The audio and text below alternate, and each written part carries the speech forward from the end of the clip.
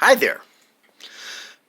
This message is specifically for atheists, and even more specifically, the angry atheists, the ones who proselytize their non-belief. My dad's an atheist. My mom's an agnostic. I'm a deist, which is pretty much the same thing as an agnostic in some ways. I've watched a lot of videos by atheists who are angry because of the things that they experienced when they were in the religion they were raised in or whatever it was. And I would nod my head and I would agree with them and basically I was pretty sympathetic. And then I made some comment on Facebook or something like that about atheism, or not atheism, about religion, and a guy I know who actually is basically an atheist criticized me, and I was really kind of surprised. Surprised number one because he criticized me, and surprised number two because he was pretty much right. His argument was that why criticize people who believe if they're not causing any harm? Now, the response that I would expect somebody would give would be that, well, people often use religion to do harm. I mean, look at the way that religious people have abused Christianity to enforce slavery and unfair equal rights for both minorities and women, so that only white men had power in the United States. Or the way that they have looked to the religious text to persecute people who are not straight or that are not heterosexual, or people who have different gender norms than, say, the dichotomy of male and female. And that's an excellent point, but it's not everybody. There are some Christians who certainly are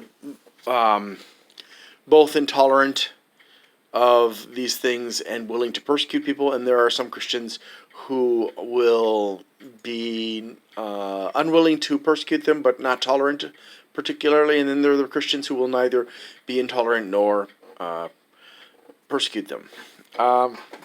And so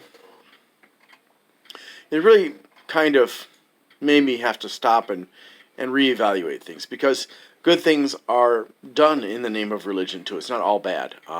As you know, I don't believe in religion. I think religion is a farce that has been created by humans. Well, not a farce, but it's a system of control,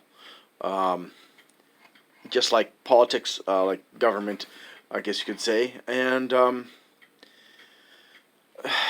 so there's certainly a great deal of argument to say that religion is evil and stuff, just like, well, you could say guns are evil, but it isn't really about guns. It isn't really about religion. It's the people who make it good or bad. Like, every Friday I go and donate time to a food pantry on the other side of town from me, so it's a half an hour drive, and I go there and I just help people out, people who are food insecure. And there's another food pantry on Sundays in the morning that I help out at. And so these are good things that are being done in the name of religion, or in the name of God, if you will. And so, to those of you who are vehemently opposed to religion, I'd like to remind you that if you had not been mistreated in the way that you were because of religion, you may have a very different outlook, even if you weren't still an atheist.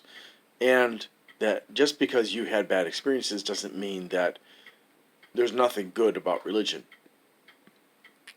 Further, because of your vehement attacks against religion in general, you actually kind of are undermining yourself. It's like in the case where the husband and a wife divorce and they've got kids. And one of the parents is very, very bitter. So to get back at their spouse, they go to their kids and they say, "Oh, your mama or papa did this and this and this and this and this and this and this." And so the children initially, trusting and loving this parent, will take at face value what they're being told, and then they'll be very angry at the parent who is the target. But then down the road, they'll be angry at the parent who said those things because they discover, whoa, okay, there was not a lot of truth in that necessarily.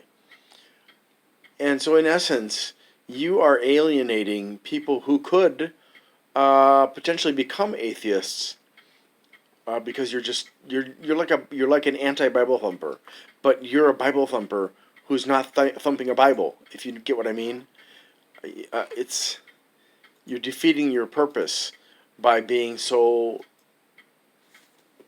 strongly angry. I mean, I get that you may have had horrible things that have happened to you, and I get that you may not be able to forgive or forget, and that you may never be able to. But when you come across that strongly, and although there are people who are certainly going to empathize with you, and people who are going to say, yeah, it's true, religion has a lot of problems, like me, you're driving people away. Just like you were driven away from that religion. So you are, in effect, and I apologize, I'm not trying to pick on you, but you are, in effect, reproducing the basic sort of reaction, or you're causing, I should say, the same sort of reaction that you had to religion because of other people's bad behavior or bad actions or whatever. So really, you're kind of, in a way, not just alienating people, but you're dishing out what you got, and you're spreading something negative.